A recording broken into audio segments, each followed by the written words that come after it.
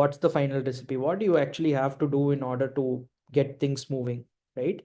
So we actually have a step by step recipe, you can say, right?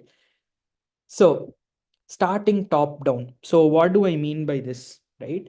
Is when you start setting goals in your organization, start from the top. What is the mission of the company? Define that mission very clearly and set the goal. Maybe, for example, in 3 years, you want to be holding 25% market share, right? How do you translate that into how different departments can contribute, right? So you actually, it's going to be a very collaborative process, right? It's like first you need to set up the process. Once you set up the process, it's like an engine, right?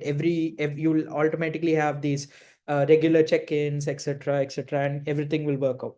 So once you set up the company mission, you have to speak to all the different leaders and managers and see how they can contribute to this company's mission, right? Maybe, for example, in order to get a 25% market share, maybe HRs have to hire more people, right?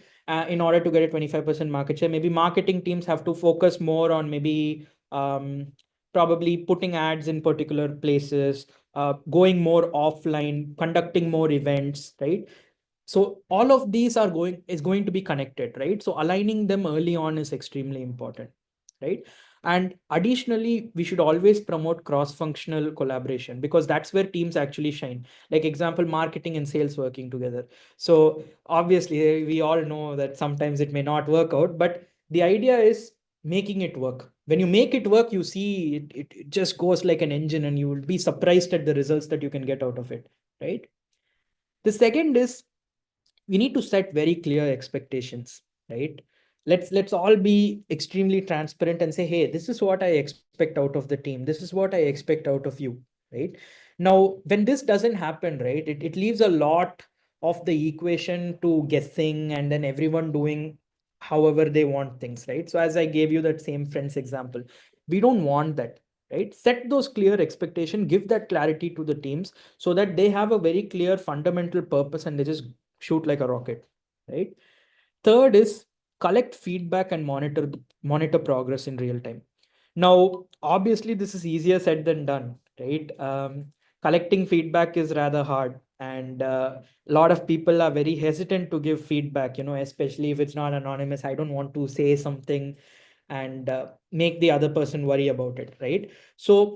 But it's still very important to have that conversation and do it, right? When you need to collect feedback on a regular basis, maybe a goal is not working out, maybe it's not the right goal, maybe example, that goal is not aligned correctly. Maybe, like example, I told you that site reliability, right?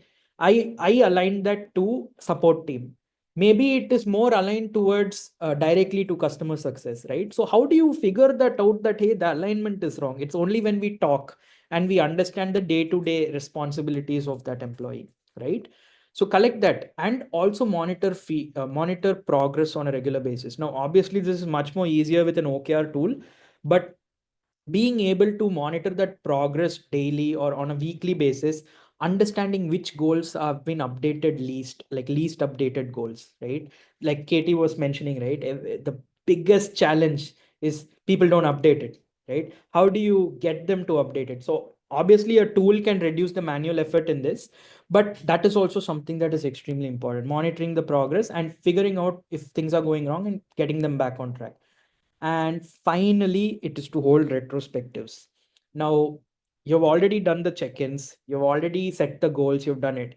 But at the end of the cycle, maybe at the end of the quarter or at the end of the year, we all have to have that tough conversation of what actually went well and what didn't go well, and how can we fix it, right? The idea of this is to be make it very constructive, right? We need to understand where things actually went wrong and why, right? And we also have to understand, like, how can we actually fix this so that we don't actually do this again the next time, right? That is also extremely important. And if you're doing things well, then great, we have to continue doing those things well, so we have to talk about how we can improve that process next time around. So having these retrospectives are important, and obviously fix, rinse and repeat. So once you have all the issues, let's go and fix them, then rinse and repeat. Let's start the process all over again. And with this recipe, you will see high performing teams. And I know there are going to be challenges, but as and when you fix these challenges. So having that regular conversation is going to help you tremendously.